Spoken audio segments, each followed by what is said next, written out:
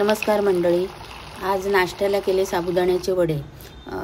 आदल्या दिवशी रात्री म्हणजे काल रात्री साबुदाणा स्वच्छ धुतला 2-3 पाण्यात आणि साबुदाणा भिजेल एवढं पाणी ठेवलं भांड्यात आणि भिजत ठेवला तो रात्रभर। सकाळी असा चांगला फुलून येतो। त्यानंतर आपल्याला जेवढा हवा तेवढा बटाटा, म्हणजे आता साबुदाण्याचा अंदाज घेऊन 1 किंवा 2 मीडियम साईजचे बटाटा, त्यात शेंगदाण्याचा कूट बारीक करायचा नाही, शेंगदाण्याचे तुकडे झाले पाहिजेत फक्त, आणि बारीक चिरलेली कोथिंबीर, हिरवी मिरची बारीक चिरून, आणि जो बटाटा आपण उकडून घेतलाय तो मॅश करून घ्यायचा, हाताने कुस्करून घ्यायचा। त्यानंतर चवीपुरतं मीठ।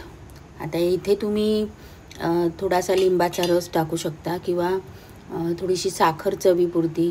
कढीपत्त्याची पानं असली तर ती बारीक चिरून टाकायची। माझ्याकडे आता कढीपत्ता पण नव्हता आणि साखर तेवढीशी आवडत नाही आम्हाला, आणि लिंबू पण नव्हतं। नंतर हे सगळं मिश्रण असं एकजीव करायचं, जसं आपण कणिक वगैरे मळून घेतो तसं थोडंसं एकजीव करायचं हाताने, आणि आपल्याला हवे त्या आकाराचे साबुदाण्याचे वडे तयार करून घ्यायचे। आणि कढईत तेल तापत ठेवायचं। तेलाचं तापमान हे मीडियम असावं, एकदम खूप तापलेलं पण नाही आणि कमी गरम पण नाही।